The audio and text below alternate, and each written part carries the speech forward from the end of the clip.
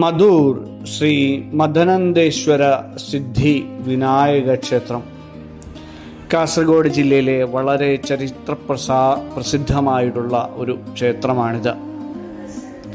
കാസർഗോഡ് നഗരത്തിൽ നിന്നും ഏകദേശം 7 കിലോമീറ്റർ വടക്കുകിഴക്കായി മധൂർ എന്ന ഗ്രാമത്തിലാണ് ഈ ക്ഷേത്രം സ്ഥിതി ചെയ്യുന്നത്. പവിത്രമായ മധുവാഹിനി അഥവാ മൈഗ്രാൽ പുഴയുടെ തീരത്താണ് ഈ പുരാതന ക്ഷേത്രം നിലകൊള്ളുന്നത്. 10-ാം നൂറ്റാണ്ടിൽ കുമ്പളയിലെ മൈപ്പാടി രാജാക്കന്മാരാണ് ഈ ക്ഷേത്രം നിർമ്മിച്ചതെന്ന് കരുതപ്പെടുന്നു. 15-ാം നൂറ്റാണ്ടിൽ ഇത് ഇന്നത്തെ രൂപത്തിൽ പുതുക്കിപ്പണിതു.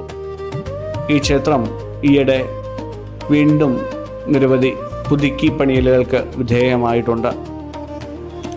ആനയുടെ പിൻഭാഗത്തെ അനുസ്മരിപ്പിക്കുന്ന രീതിയിലുള്ള 3 നിലകളിലുള്ള ഗജപൃഷ്ഠ ശൈലിയാണ് ഈ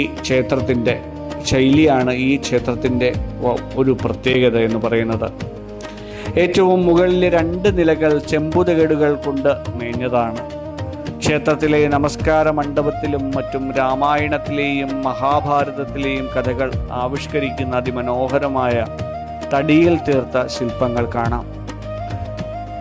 പണ്ട് ഈ പ്രദേശത്തെ മധു എന്നു പേരുള്ള ഒരു താഴ്ന്ന സമുദായത്തിൽപ്പെട്ട സ്ത്രീ ഒരു സ്വയംഭൂവായ ശിവലിംഗം കണ്ടെത്തി എന്ന് പറയപ്പെടുന്നു.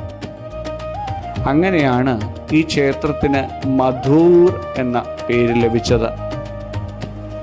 തുടക്കത്തിൽ ഇതൊരു ശിവക്ഷേത്രമായിരുന്നു, മദനന്ദേശ്വരൻ.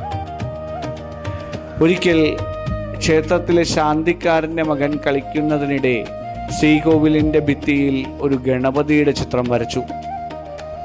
അത്ഭുതകരമെന്ന് പറയട്ടെ, ആ ചിത്രം നാൾക്കുനാൾ വലുതാകാൻ തുടങ്ങി. അങ്ങനെയാണ് ഇവിടെ ഗണപതി പ്രതിഷ്ഠയ്ക്ക് പ്രാധാന്യം ലഭിച്ചത്.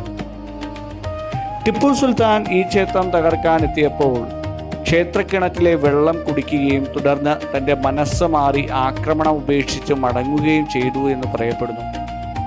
ഇതിൻ്റെ അടയാളമായി ടിപ്പു തൻ്റെ വാൾ കൊണ്ട് കോട്ടമതിലിൽ ഏൽപ്പിച്ച വെട്ടും ഇവിടെ നമുക്ക് കാണാം.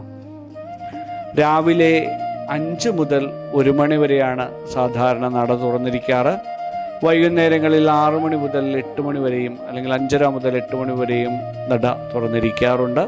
വിശേഷ ദിവസങ്ങളിൽ ഈ സമയക്രമങ്ങളിലൊക്കെ മാറ്റവും ഉണ്ടാവാറുണ്ട്.